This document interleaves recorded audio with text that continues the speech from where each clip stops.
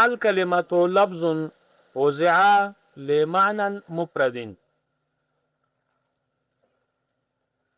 دا ذکر د معنا پس د وضع نه بنا ده په تجرید باندې.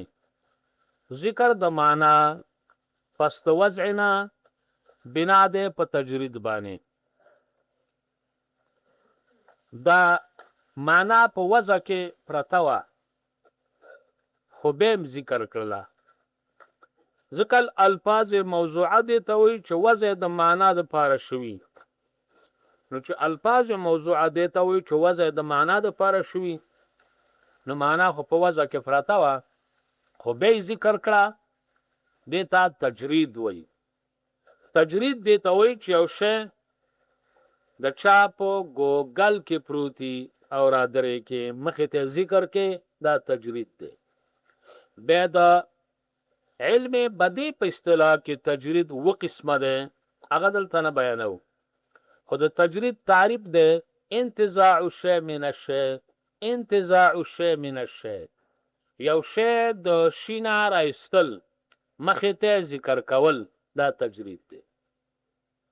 په لارې روانې او دا وی چې یاره پروس کال مې سبق نو زود کړی خو ځان بل سړی جوړ کې مخاطب یې کې وویل چې پروس کال د سبق نو زود کړی څه کال به ګوره داسې محنت کې داسې به کې داسې سبق زود به دا کتاب به داسې زوتی دا کتاب به داسې زوتی پروس کال ګوره سم کار نه دی کړی نو ناڅاپه د باندې څوک راشي که چا څه لګی دا تجرید دی چې تا د خپل ځان نه یو بل سړی منتزع کړی او مخاطب کړی دی دا تجرید دی.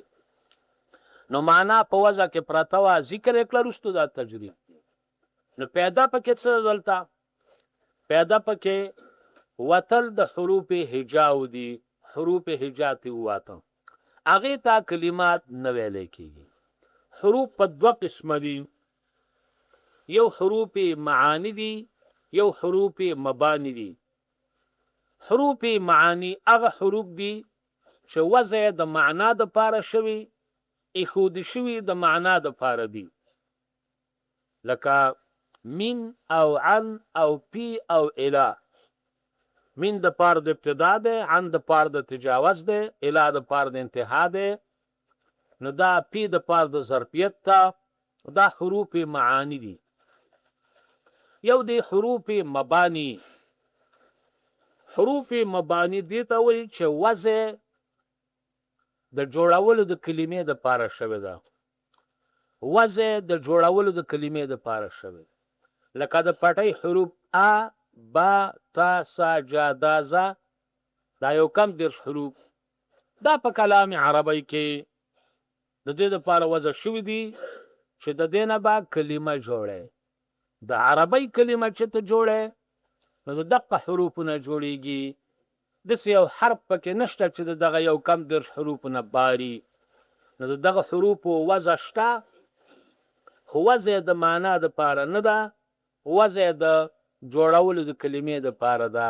نو دا حروف د کلمو نه وواته. نو بعضې خلک وایي چې دا الف معرب دی که مبني دی دا با تا سا جا معرب دی که مبني دي نو ته ورته ووایه چې دا نه معرب دی او نه مبني دي ځکه معرب او مبني په کلمو کې راځي او دا کلمې نه دي ځکه د کلمې وضع به د معنا دپاره شوي او د دې وضع د غرض د ترکیب د کلمې دپاره شوی ده چې کلمه ترې جوړه شي.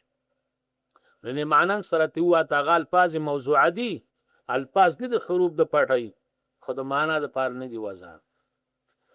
معنا په لغت کې یا صيغه د مصدر میمی ده معنی ده قصد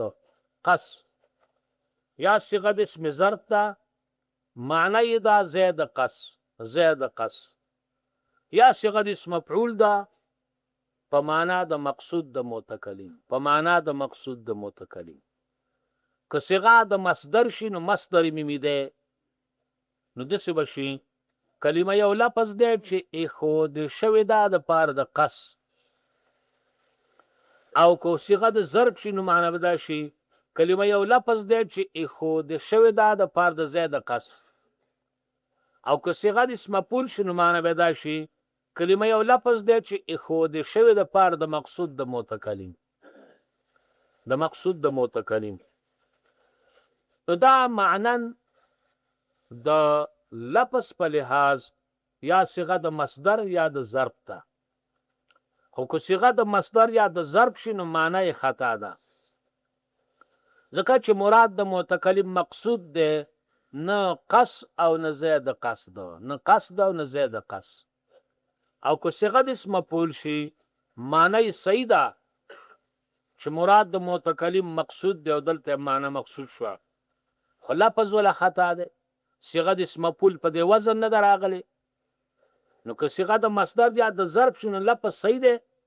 صيغه د مصدر او د ظرف د سرازي خو معنی خطا ده، او که صيغه د اسم مفعول شي نو معنی صحیح ده، خو اسم مفعول په دې وزن نه راغلی. دا یو اشکال ده.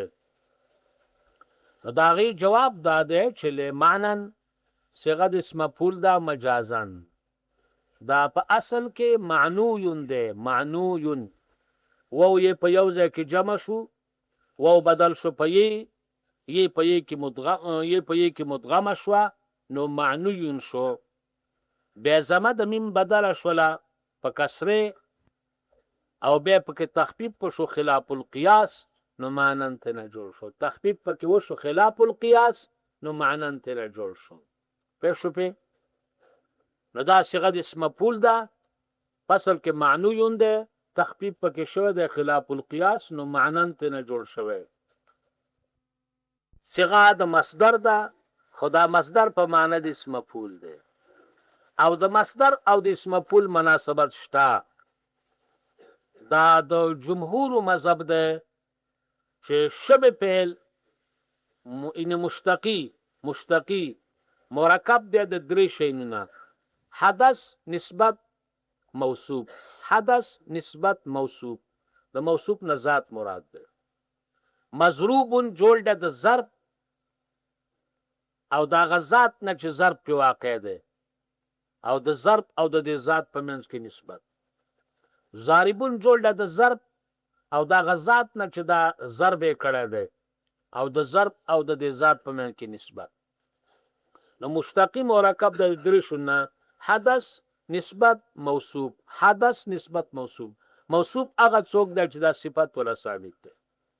خانو چې مشتقی مرکب دی، اسم مفعول خو مشتقی دی، اسم مفعول کل شو، مصدر جز شو، او د کل او د جز په منځ کې مناسبتي، لہذا معنی مصدر میمی دی خو په معنی د اسم مفعول.